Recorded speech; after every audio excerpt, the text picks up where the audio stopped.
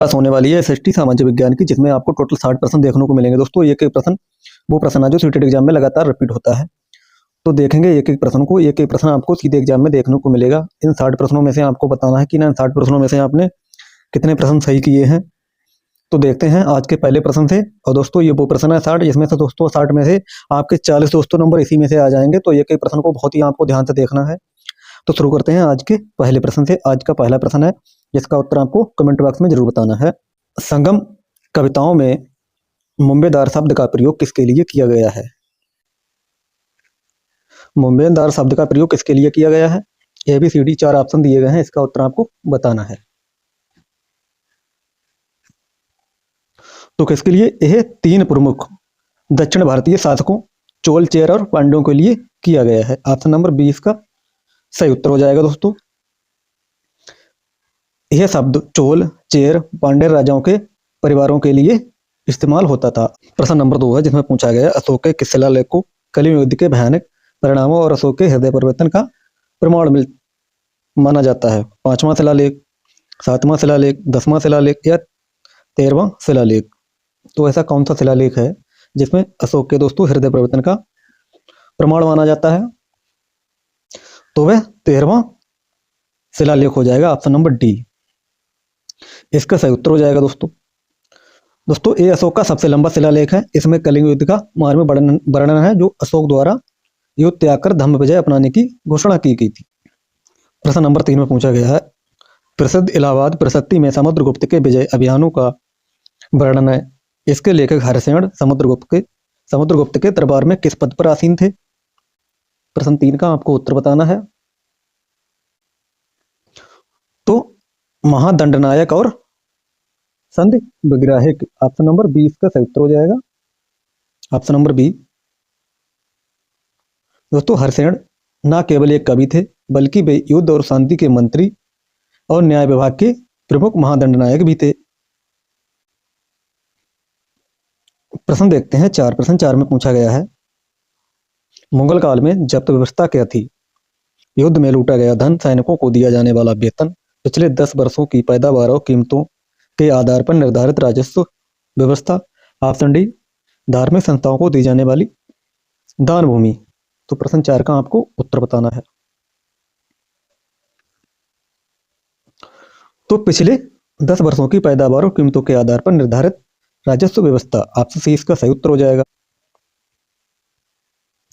इसे राजा टोडरमल ने अकबर के समय में लागू किया था। ऋग्वेद के बारे में निम्नलिखित कथनों पर विचार करें। इसकी रचना लगभग 3500 साल पहले हुई थी। इसमें सूक्त है जिसका अर्थ है अच्छी तरह से बोला गया। तो आपको बताना है प्रश्न 5 में।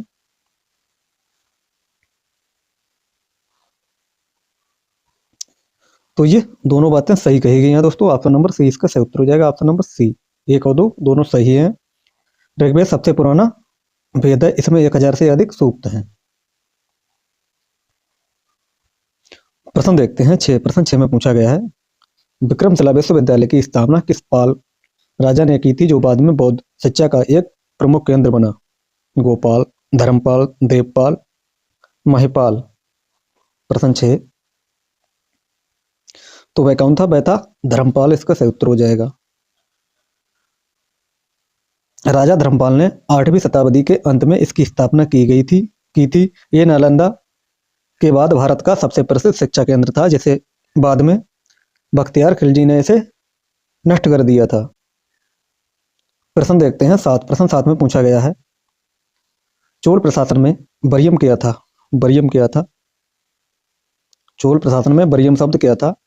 एक प्रकार का भूमिकर, गांव की देखभाल करने वाला कार्यकारी समितियां, यह राजा के निजी अंगरक्षक या शाही नौकर सेना का एक विभाग। तो गांव की देखरेख करने वाली कार्यकारी समिति थी। चोल काल में स्थानीय स्वशासन बहुत विकसित था। बरियम अलग अलग कार्यों जैसे बगीचे, तालाब, न्याय के लिए बनी समितियां थीं। प्रश्न देखते हैं 8। के सुल्तान ने लौह एवं रक्त की नीति अपनाकर विद्रोहियों और डाकुओं का दमन किया था? कौन था वह? तो वह गयासुद्दीन बलबन था, ऑप्शन सी इसका सही उत्तर हो जाएगा। बलबन ने राज्य में व्यवस्था बहाल करने के लिए अत्यधिक कठोरता अपनाई थी। वह सुल्तान की शक्ति को निरंकुश बनाना चाहता था। प्रश्न देखते हैं 9। अद्वैतवादी के सिद्धांत का प्रतिपादन किसने किया था, जिसमें ब्रह्म और आत्मा को एक माना गया था। एक एक प्रश्न बहुत ही महत्वपूर्ण प्रश्न है। तो कौन था ये? आदि शंकराचार्य को। ऑप्शन नंबर सी इसका सही उत्तर हो जाएगा। प्रश्न देखते हैं 10। प्रश्न 10 में पूछा गया है, क्रांतिकारी संगठन अभिनव भारत की स्थापना 1904 में किसने की थी? किसने की थी? तो ये विनायक दामोदर सावरकर, बीडी सावरकर ने दोस्तों की थी। तो सावरकर और उनके भाइयों ने सबसे पहले मित्र मेला के नाम से शुरू किया था, जो बाद में अभिनव भारत नामक गुप्त क्रांतिकारी का संगठक बना था। प्रश्न देखते हैं 11। ब्रिटिश सरकार के दौरान किस एक्ट को बिना अपील, बिना वकील और बिना दलील का कानून कहा गया था? तो किसे कहा गया था? ये रॉलेट एक्ट को, जो 1919 में बना था। इस कानून के तहत सरकार किसी भी व्यक्ति को बिना मुकदमा चलाए जेल में डाल सकती थी, जिसके विरोध में जलियांवाला बाग में सभा बुलाई थी।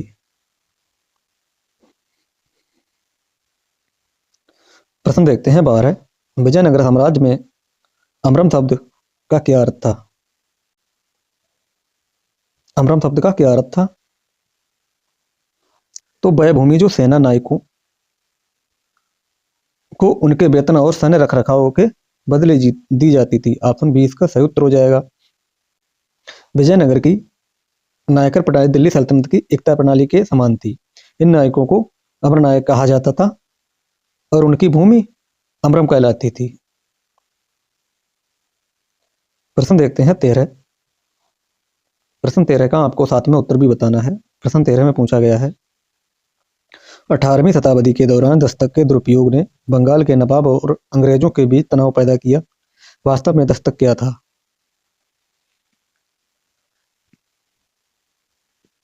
तो दस्तक क्या था? ये ईस्ट इंडिया कंपनी को व्यापारिक माल की आवाजाही के लिए दिया गया करमुक्त पास। ऑप्शन बी इसका सही उत्तर हो जाएगा।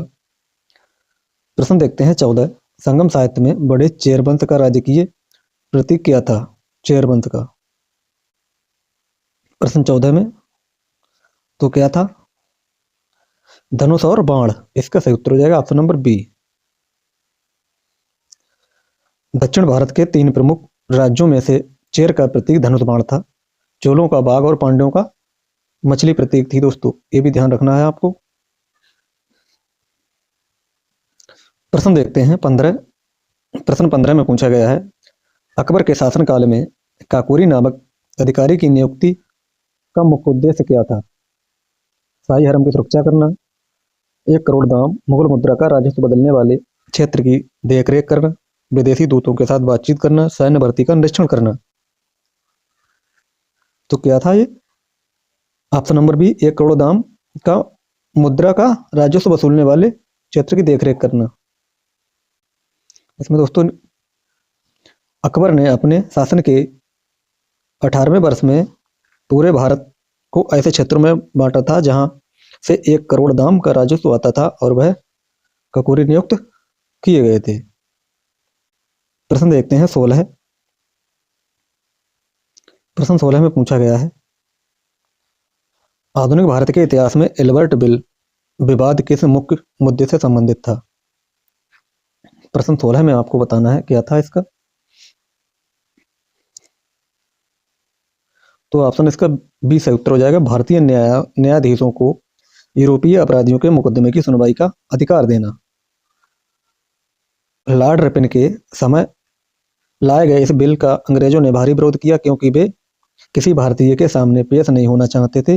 अतः इस बिल को संशोधित करना पड़ा। प्रश्न 17 देखते हैं, शेरशाह सूरी की मुद्रा प्रणाली के बारे में कौन सा कथन सत्य है जिसे आधुनिक रुपया शब्द को जन्म दिया? प्रश्न 17 का आपको उत्तर बताना है। उन्होंने चांदी का सिक्का चलाया जिसका वजन कितना था? 178 ग्राम था और इसे रुपया कहा गया। ऑप्शन 20 का सही उत्तर हो जाएगा। शेरशाह द्वारा शुरू किया गया चांदी का रुपया इतना सटीक और मानक था कि मुगल, मराठा और बाद में अंग्रेजों ने भी इसे आधार बनाया था। प्रश्न देखते हैं 18। निम्नलिखित में से किस स्थान पर अशोक के शिलालेखों में उसके नाम अशोक का स्पष्ट उल्लेख मिलता है और देवना प्रिय ऋषि भी कहा गया था? बताना है किस अभिलेख में दोस्तों ये है। प्रश्न नंबर आपको 18 का उत्तर बताना है। तो मास्की और गुर्जरा कर्नाटक मध्य प्रदेश में। ऑप्शन नंबर 20 का सही उत्तर हो जाएगा। अधिकांश अभिलेखों में अशोक को देवना प्रिय, इसका मतलब है देवताओं का प्रिय कहा गया है, लेकिन मास्की, गुर्जरा, नेतूर और उडेगोलम अभिलेखों में उसका व्यक्तिगत नाम अशोक मिलता है। प्रश्न देखते हैं 19। प्रश्न 19 में पूछा गया है, निम्नलिखित में से कौन सा बौद्ध धर्म के पूर्व जन्मों की कहानियों का संग्रह है? विनय पिटक, सुत्त पिटक, अधिगम पिटक या मिलिंद पन्हो? प्रश्न 19 का आपको उत्तर बताना है। तो सुत्त पिटक, विशेषकर खुद्द निकाय, इसका सही उत्तर हो जाएगा option number B. Option number B. जातक कथाओं में बौद्ध के पिछले 500 से अधिक जन्मों का वर्णन है। ये खुदक निकाय का हिस्सा है जो सुत्त पिटक में अंतर्गत आता है। प्रश्न देखते हैं 20। प्रश्न 20 में पूछा गया है, दक्षिण भारत के किस मंदिर को राजराजेश्वर मंदिर के नाम से भी जाना जाता है और जो द्रविड़ वास्तुकला का शिखर माना जाता है? प्रश्न 20। तो बृहदेश्वर मंदिर तंजावुर, इसका सही उत्तर हो जाएगा ऑप्शन नंबर बी। इसे राजराजा चोल प्रथम ने बनवाया था। उसका विमान शिखर कितना था? 66 मीटर ऊंचा था और इसके ऊपर रखा गया पत्थर गुंबद लगभग कितने का था? 80 टन का था दोस्तों। प्रश्न देखते हैं कि अशोक के अनुसार धम्म का मुख्य उद्देश्य क्या था? बौद्ध धर्म का प्रचार करना, प्रजा के बीच नैतिकता और सामाजिक व्यवहार को सुधारना, ब्राह्मणों के प्रभाव को खत्म करना, युद्ध के नए तरीके सिखाना। तो क्या था उसका? प्रजा के बीच नैतिक और सामाजिक व्यवहार को सुधारना। ऑप्शन बी सही उत्तर हो जाएगा इसका।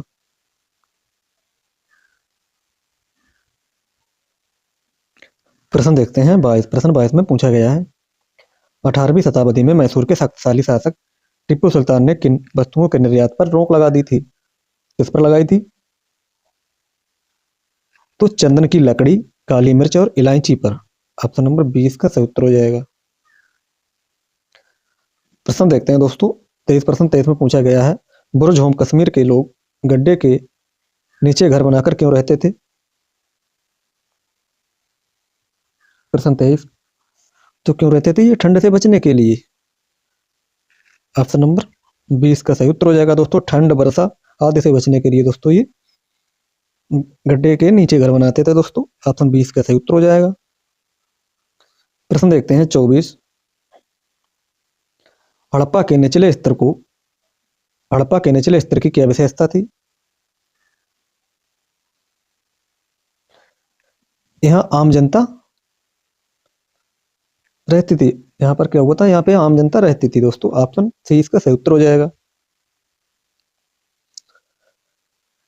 प्रश्न देखते हैं 25। चरक संहिता के अनुसार मानव शरीर में कितनी हड्डियां बताई गई थी? प्रश्न 25। तो कितनी? 360 बताई गई थी दोस्तों। ऑप्शन नंबर 20 का सही उत्तर हो जाएगा।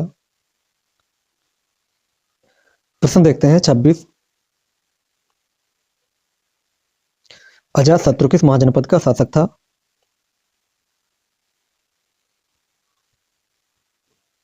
तो कहाँ का था? ये मगध का था। ऑप्शन नंबर 20 का सही उत्तर हो जाएगा, मगध।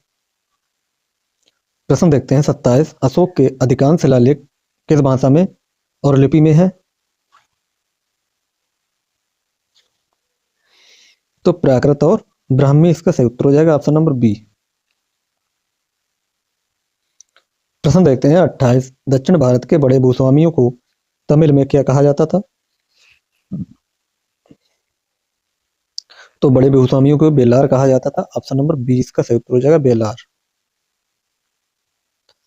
प्रश्न देखते हैं 29। पल्लवों और चालकों के बीच संघर्ष का मुख्य कारण क्या था? तो उपजाऊ नदी घाटियां, इसका सही उत्तर हो जाएगा ऑप्शन नंबर बी। प्रश्न देखते हैं 30 में पूछा गया है, लोहा स्तंभ जो दिल्ली में है किस गुप्त शासक से संबंधित माना जाता है?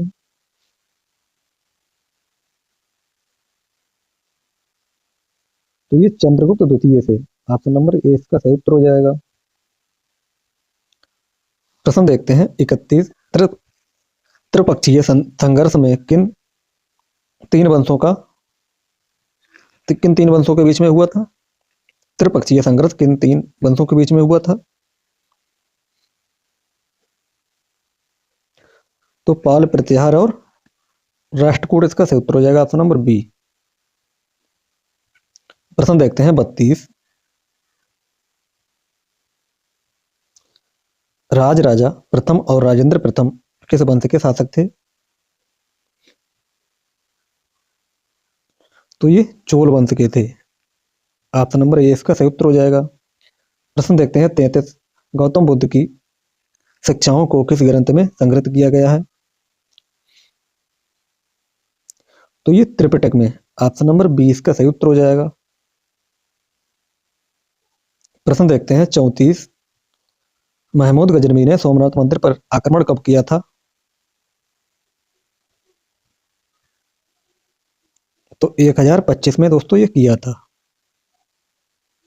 प्रश्न देखते हैं 35, विजयनगर साम्राज्य के पतन का मुख्य कारण कौन सा युद्ध था? प्रश्न नंबर 35, तो ये तालीकोटा का युद्ध, ऑप्शन नंबर ए इसका सही उत्तर हो जाएगा। प्रश्न देखते हैं 36, अशोक की सुलह कुल की नीति का क्या अर्थ था? तो सार्वभौमिक शांति और सहिष्णुता, इसका सही उत्तर हो जाएगा ऑप्शन नंबर बी।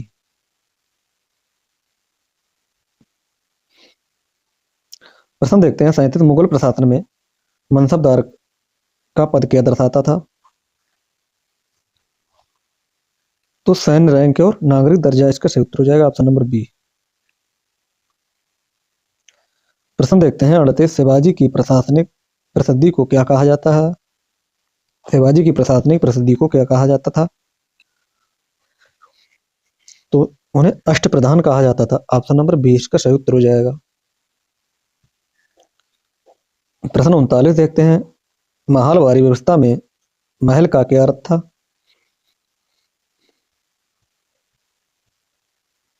तो एक गांव या गांव का समूह, ऑप्शन बी इसका सही उत्तर हो जाएगा।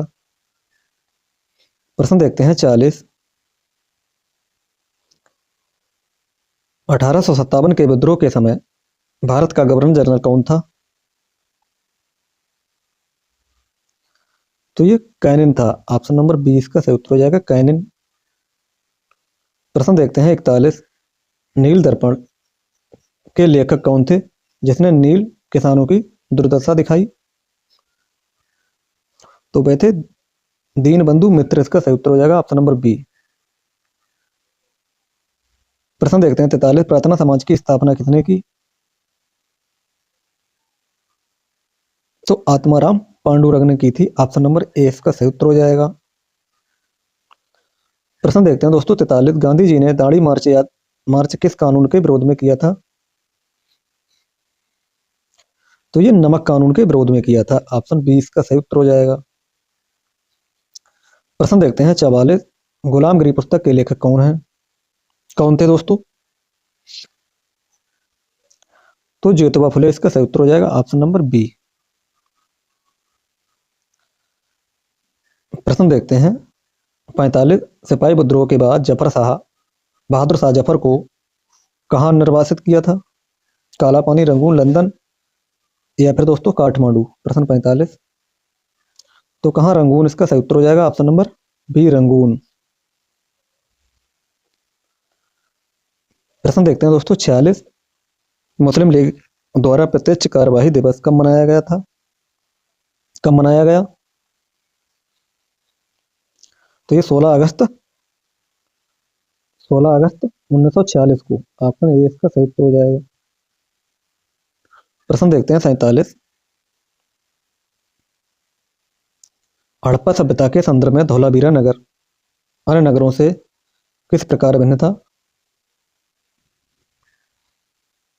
तो यह नगर दो के बजाय तीन भागों में विभाजित था। ऑप्शन नंबर 20 का सही उत्तर हो जाएगा। प्रश्न देखते हैं 48। ऋग्वेद में प्रयुक्त शब्द गविष्टि का क्या अर्थ था? क्या अर्थ है? गविष्टि का क्या अर्थ है दोस्तों? ये गायों के लिए होने वाला युद्ध। उस समय दोस्तों गाय को माता के समान माना जाता था दोस्तों, बहुत ही मान्यता दी जाती थी। ऑप्शन 20 का सही उत्तर हो जाएगा।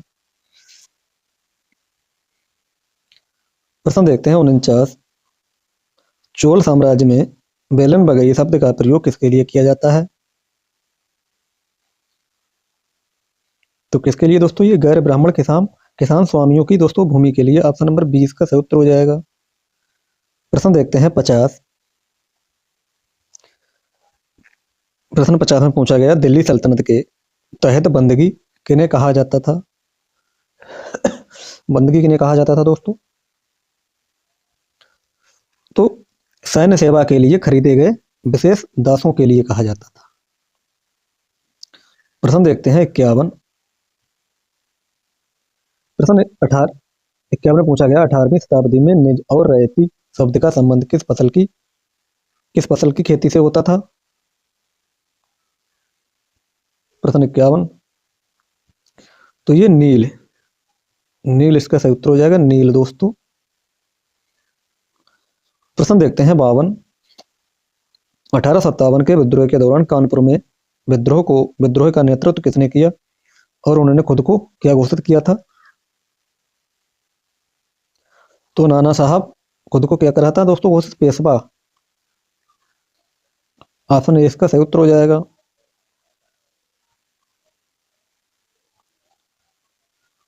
प्रश्न देखते हैं 53। इतिहासकार किसी शिलालेख को प्राथमिक स्रोत क्यों मानते हैं? क्योंकि वह उसी समय तैयार किया गया प्रत्यक्ष प्रमाण होता था। ऑप्शन नंबर सी इसका सही उत्तर हो जाएगा। प्रश्न देखते हैं 54। महाजनपदों के उदय का सबसे ठोस कारण क्या माना जाता है? प्रश्न 54 का आपको उत्तर बताना है। तो कृषि अधिशेष और लोहे का प्रयोग। ऑप्शन नंबर 20 का सही उत्तर हो जाएगा। प्रश्न देखते हैं 55। हड़प्पा सभ्यता की उन्नत नगर योजना क्या दर्शाती है? तो केंद्रीय प्रशासन और नियोजन था। ऑप्शन नंबर सी इसका सही उत्तर हो जाएगा। प्रश्न 56। वैदिक काल की सभा और समिति से क्या निष्कर्ष निकलता है? लोकतांत्रिक तत्वों की उपस्थिति इसका सही उत्तर हो जाएगा। Option number B. प्रश्न देखते हैं 57। भक्ति आंदोलन को सामाजिक सुधार आंदोलन क्यों माना जाता है? प्रश्न 57। क्योंकि दोस्तों इसे जाति भेद की चुनौती दी थी। ऑप्शन 20 का सही उत्तर हो जाएगा। प्रश्न 58 देखते हैं। अल बरूनी का महत्व इस कारण है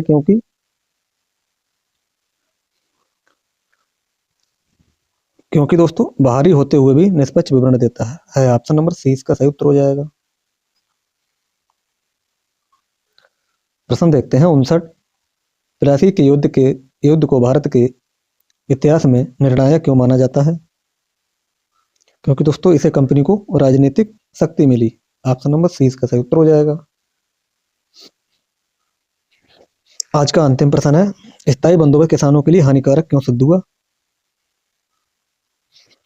क्योंकि दोस्तों जमींदारों का शोषण बढ़ गया था। ऑप्शन नंबर सी इसका सही उत्तर हो जाएगा।